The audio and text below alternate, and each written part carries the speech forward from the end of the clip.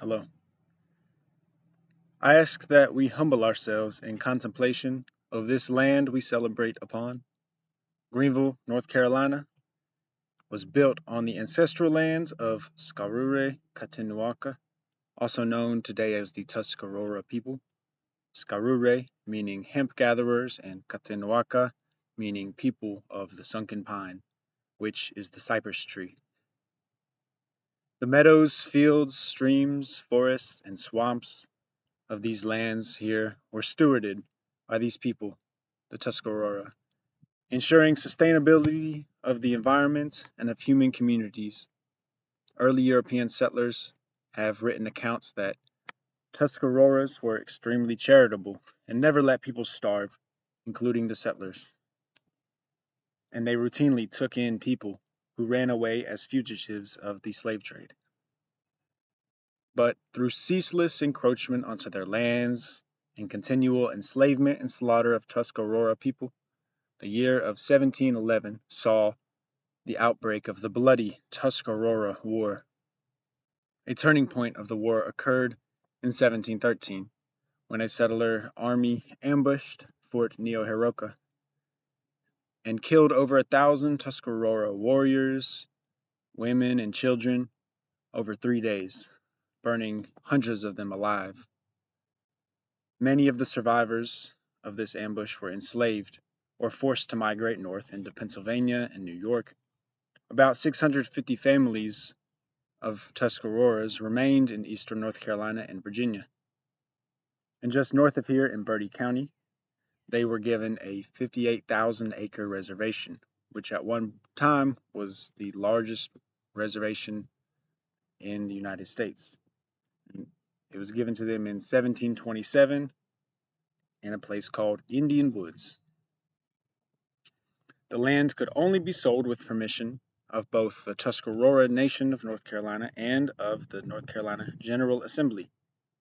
As time went on, whites refused to respect the boundaries of this reservation, and U.S. and NC governments repeatedly tried to erase indigenous identities through census and policy biases.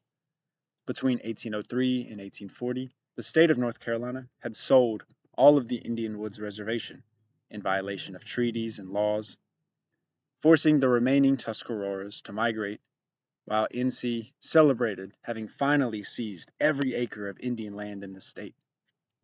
Many Tuscaroras went to Robeson County to integrate with other indigenous and black folks to grow the Lumbee tribe, and others went north to Virginia, Pennsylvania, and New York, joining other tribal communities that had welcomed them in the past.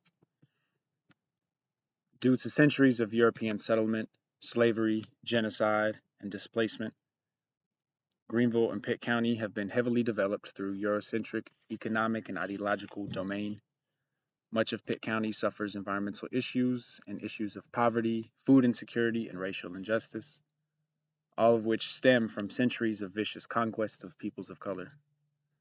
However, Tuscarora people, despite this intense history, are still here. They are working to repatriate the Indian Woods Reservation land and revitalize their culture, language, environmental practices, and sustainable food systems.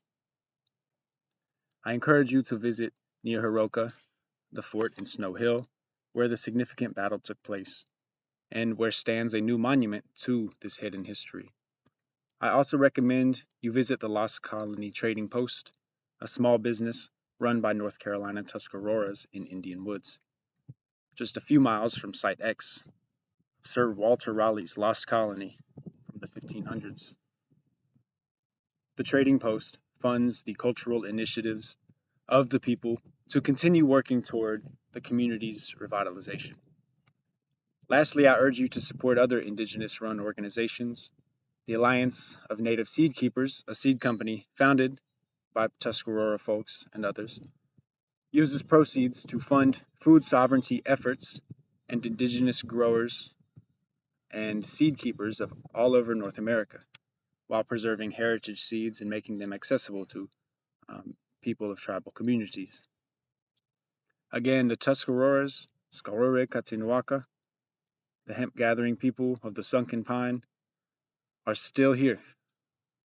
My hope is that every time you wander past a cypress tree, or gaze at one of eastern North Carolina's famous sunsets, or work the fertile soil, or enjoy the rivers and brackish sounds, that you contemplate the history of this place that led to your enjoyment of these natural wonders. Learning important histories and perspectives of a place can help deepen our sense of place and to better understand our roles here. Thank you.